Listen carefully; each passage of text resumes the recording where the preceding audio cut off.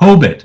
The Hebrew-based title Tobit, Tovi, comes from the introductory verse, the book of the Acts of Tobit, Tobit 1:1.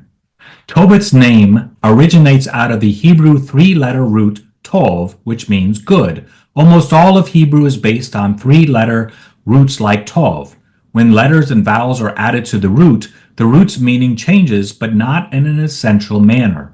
For example, as Bergsma and Pitre point out, the name of Tobit's son, Tobiah, retains the meaning goodness, but with an addition of Yah, an abbreviation form for God's name, Yahweh. His name means, consequently, the Lord is good, or the Lord is my good. The book focuses on how God manifests his goodness to three people who, although good, nonetheless suffer misfortune: Tobit, Tobias, and Sarah. Tobit. As just stated, the book opens by referring to the Acts of Tobit, a member of the northern tribe of Naphtali, one of the first tribes to be deported by the Assyrians in 722 BC. Prior to the deportation, Tobit is described as refusing to break the first commandment by worshiping the false god Baal, whose members from all northern tribes were doing.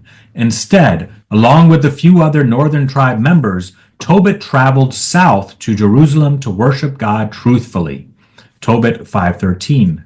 When the northern kingdom of Israel is defeated by the Assyrians, Tobit is deported by the Assyrians to the capital city of Nineveh.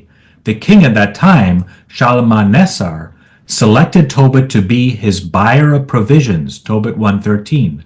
But when Shalmaneser died, he was succeeded by his son Sennacherib, responsible for killing many Judeans. Tobit responded to the killing of the Judeans by reverently and secretly burying the dead. He also cared for his kinsmen in several other ways, including feeding the hungry and clothing the naked. Upon being reported to King Sennacherib for burying the dead without permission from the king, Tobit flees Nineveh and hides.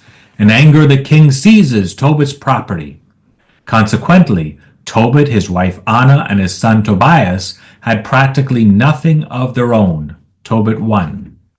King Sennacherib's penchant for violence caused him to be disliked by many and even hated by his two of his sons, who eventually killed him. One of his sons, Esarhaddon, then became king. A nephew of Tobit, Ahikar, became the cupbearer to King Esarhaddon, and at an opportune time asked the king to be merciful to Tobit. The king agreed, and Tobit returned with his wife and son to Nineveh. Soon after returning home, Tobit once again properly buried one of his own kinsmen, and since he had become impure by coming in contact with a dead body, Numbers 19:16, he did not sleep in his bed, but instead sleeps outside by a courtyard wall. While sleeping, bird droppings land on his eyes. His eyes become infected, and Tobit becomes blind, no longer able to work and provide for his family. Blind and frustrated, Tobit argues with his wife, accusing her of wrongdoing that she was not guilty of, and she accuses him of rash judgment by being a know-it-all. Tobit 2:14.